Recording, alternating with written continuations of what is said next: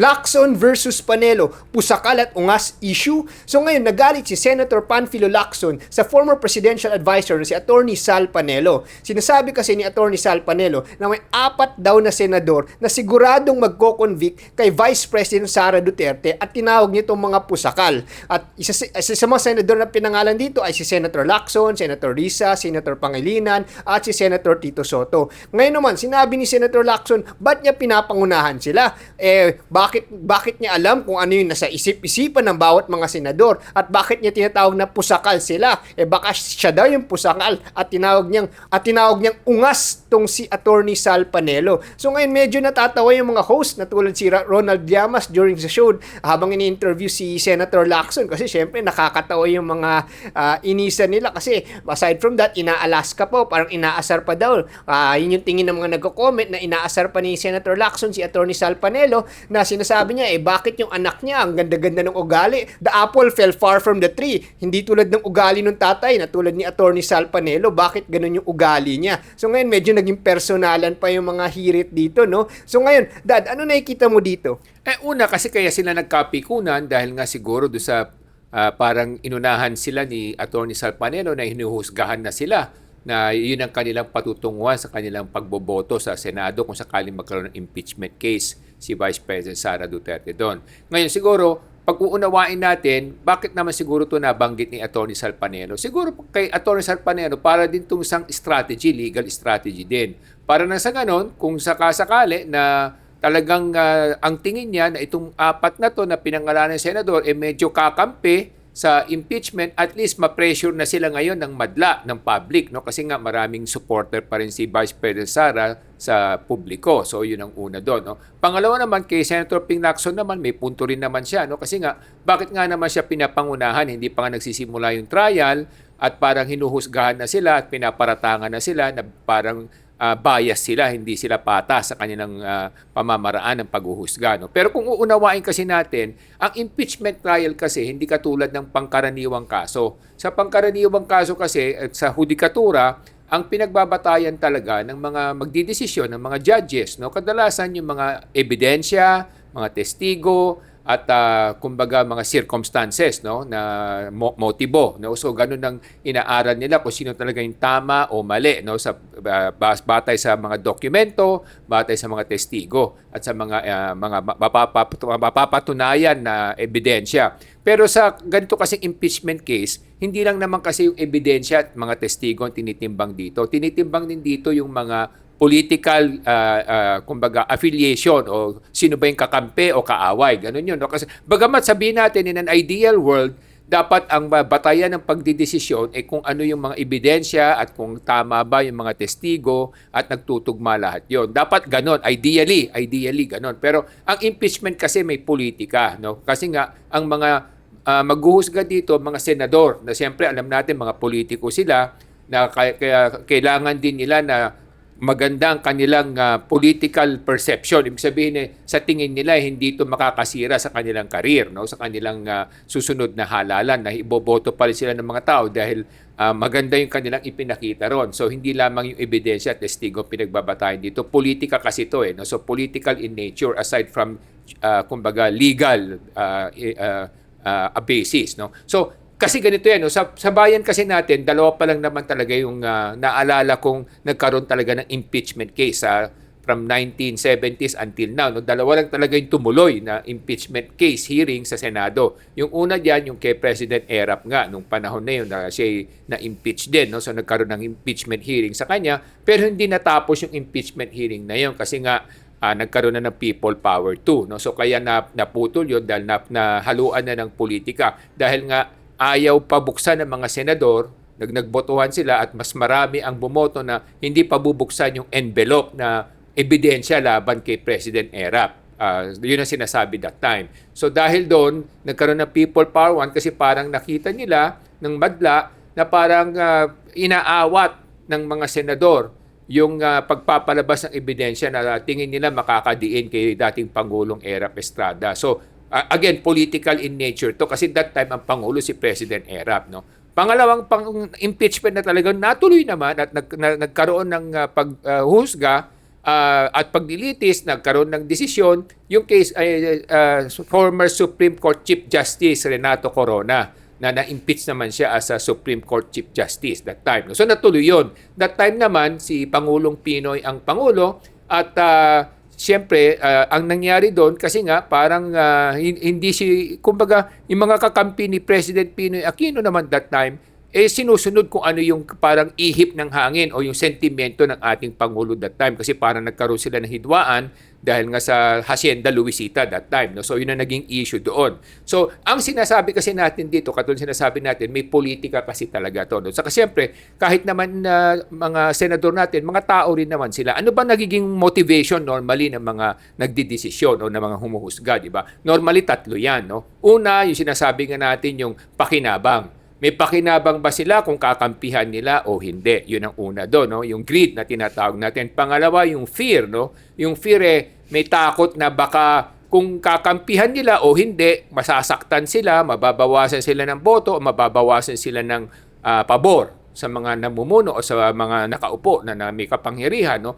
Pangatlo, yung sinasabi nga natin yung paninindigan nila, no? Yung meron silang sariling paninindigan na hindi sila natatakot at hindi rin sila umaasa na may pakinabang. So magdidesisyon sila batay sa kanilang paninindigan. So yan yung ideal, yung paninindigan. Pero nga ang problema kasi nga, let's be honest, let's be frank with the situation. No? Kumbaga, let's be realistic. No? Kasi mga politiko ang magdidesisyon. So syempre, pag politiko ka, siyempre kung sakasakali yung Pangulo, alam mo na yun ang gustong takbuhin, siyempre ayaw mong suwayin, ayaw mong suwagin. Kasi nga bakit ka mo? Dahil siyempre, kung susuwagin mo ang iyong Pangulo, maaring may mga pabor ka na hindi mapagbigyan o may mga pinagbigyan ka na babawiin o baka hanapan ka rin ng butas at ikaw naman ang babalikan. So yun ang issue doon. No? So pangalawa naman, kung susuwagin mo naman, kung susundin mo naman ang pinapangamba mo naman, baka yung mahahatulan mas malaki yung support base niya at makakasira din yon sa mga susunod na halalan mo. Masisira ka sa mga supporter nung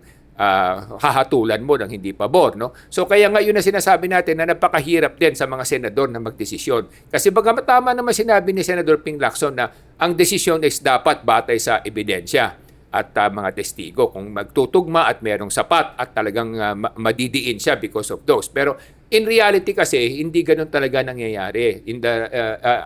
In reality, ang nagiging desisyon ng mga senador is batay dun sa tatlo. Una, meron ba silang pakinabang na mawawala o meron silang pakinabang na inaasam? Pangalawa, o makukuha. Pangalawa, yung takot na masasaktan sila o baka mabalikan sila. At pangatlo, yung decision, yung ideal nga, yung paninindigan, yung sinasabi natin. So, as I've said, no, ang kasi impeachment trial is a political process aside from a legal process. So, this is where the distinction comes in. No? So, both of them, meron silang, kumbaga, point of view na titingnan natin. No? Ang point of view ni Atty. Sal Panelo, pinapangunahan na niya para sa ganun, ma-checkmate na sila. Para na sa ganun na ma-corner sila na pag pumabor sila, masisira sila sa mga supporter ni Vice President Sara Duterte. And the other hand naman, kay Senator Ping Lacson naman, pinaninindigan niya na hindi siya ay magagabayan ng kanyang paninindigan, hindi sa kung ano pa man. So, yun ang kanilang punto.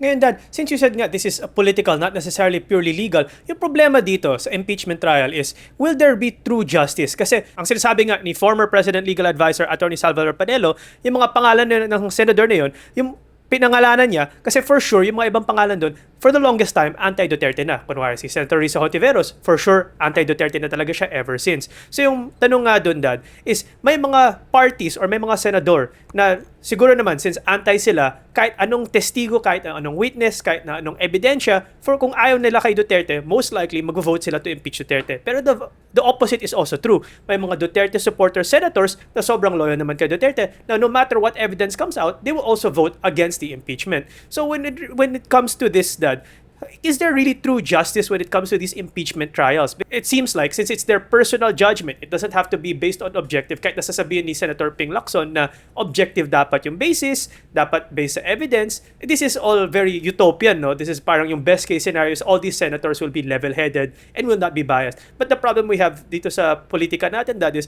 may mga ibang Senate slate kay Duterte, ibang Senate slate kay Marcos, may mga iba talagang anti-Marcos or anti-Duterte. So, how can we have true justice in this kind of impeachment system? Well, the public will have to be involved. Mas sinasabi nga natin, no? Kasi siyempre ganito yan, no? Hindi naman natin talaga maalis, no? Kung ikaw yung senador na maghuhusga o hahatol, ang problema mo kasi siyempre may influensya na makikialam sa inyo, whether you like it or not, may mga influences yan. Ibig sabihin, yung mga pabor, halimbawa sa Pangulo, siyempre i-influensyahan ka, kung lalo na kung nasa kapangyarihan sila, na desisyonan mo in their favor. Kung ikaw naman malapit kila Duterte, siyempre ganun din. Ayaw mo naman masaktan din sila at gusto mo rin pangalagaan dahil siguro sa tingin mo makakatulong to sa boto mo, di ba? So, yan yung mga realistically yan yung katotohanan na nangyari. Although in the ideal world na sinasabing natin, ideally sila'y magagabayan ng ebidensya at mga testigo. Pero ganun din katulad sinasabi natin, ano yung checkmate dito? Ang checkmate dito, kung malakas yung ebidensya at testigo, kahit nasabihin mong kakampi nila, pero kung masisira rin sila kasi sa pananaw ng madla dahil maraming magagalit na tao kung nakita na yung ebidensya at testigo at pinotektahan mo pa rin, masisira rin sila. So titimbangin nila yun ngayon. Ipagkakanulo ba nila, sasanlanan nila yung kanilang kinabukasan bilang politiko dahil sa takot nila o dahil sa may makukuha sila o ipaglalaban nila yung paninindigan nila dahil naniniwala sila sa katotohanan. So ito katulad ng sinabi nga ng Senator Ping Lacson, hindi natin sila pwede pangunahan. Kasi people can change their mind anytime. Take note, kahit na sa mga botante, nakikita naman natin yan, di ba? Pag binayaran yung botante, minsan tinatanggap yung pera pero hindi naman niya binoboto yung taong nagbigay ng pera. Pero mas madami nga lang ang pag nakatanggap ng pera, yun pa rin ang iboboto niya. So again, but we as we said, no, hindi mo masasabi kung ano yung kanilang magiging damdamin at kanilang desisyon pagdating ng araw na yun. Depende rin sa circumstances yan. Kung mas marami bang tao sa pakiramdam nila na sumusuporta sa impeachment o hindi. Doon nila titimbangin yung ngayon. Pangalawa, siyempre yung ebidensya din at testigo. At pangatlo, yung nga yung tinatawag nating takot o pakinabang. No? May matatakot ba sila na suwagin kung sino man na nag-i-influence sa kanila o may pakinabang silang makukuha na sapat para nang sa ganun kahit na magalit yung tao sa kanila wala na silang paki dahil malaki na yung kanilang pakinabang na nakuha. So ito yung mga factors na magbibigay ng kumbaga diin sa kapatutunguhan ng impeachment na to. Speaking of politics, kasi going into 2028, marami mga magre-re-elect na mga senador. So ito yung dapat natin mga bantayan. Kasi syempre, yung kanilang boto, syempre, magiging, magkaka-weight coming into the 2028 election. So ngayon, syempre, those who want to vote for the popular decision, whether in favor or against Sara Duterte, makaka-affect una sa market votes. But yung pangalawa, yung pinaka-importante, syempre, yung sinasabi nila, yung command votes, lalo na sa Mindanao ng Duterte clan. So since pinakita sa 2025 election na maraming naipasok na mga Duterte slate senators na even malayo pa sa survey, nakapasok pa ng mataas na ranggo tulad ni Senator Rodante Marcoleta. In most surveys, hindi siya nakikita pero nag-top 6 pa siya. So, doon napakita yung strength ng command votes ng Duterte clan sa Mindanao and in portions of Visayas. So, ngayon, how will this affect yung mga senators going into re-election? Kasi syempre, they're also saying na yung mga nagko-comment na market votes maapektuhan kung bumoto sila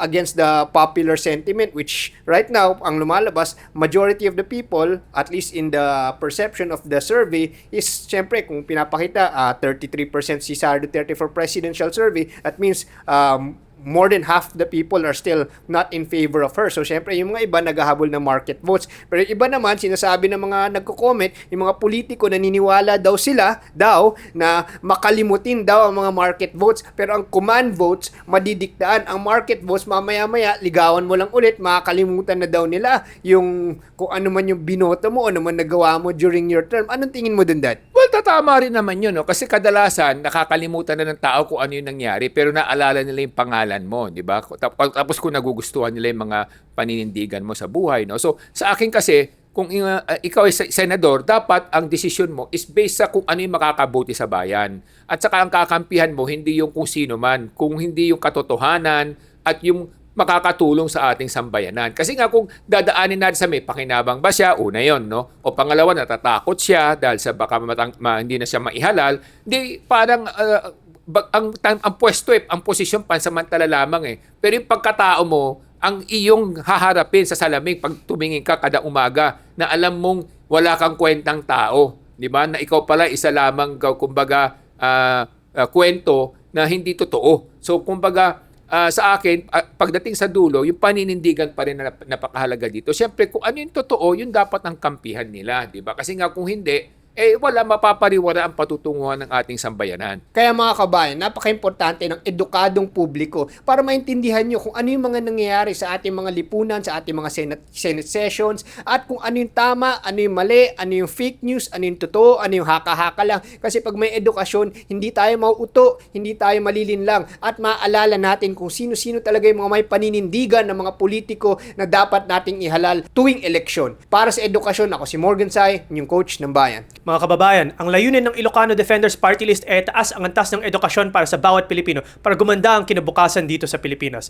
Ako po ay si Solomon Tsay, ang inyong kuya ng bayan. Mga minamahal kong kababayan, ang paninindigan namin sa Ilocano Defenders Party List ay maghalal tayo ng mga mamumuno at mamamahala na uunahin ang kapakanan ng ating mga kababayan, ipaglalaban ang karapatan ng ating mga mamamayan at pangangalagaan ang kinabukasan ng ating kabataan. Ako po si Michael Tsay, yung dad ng bayan.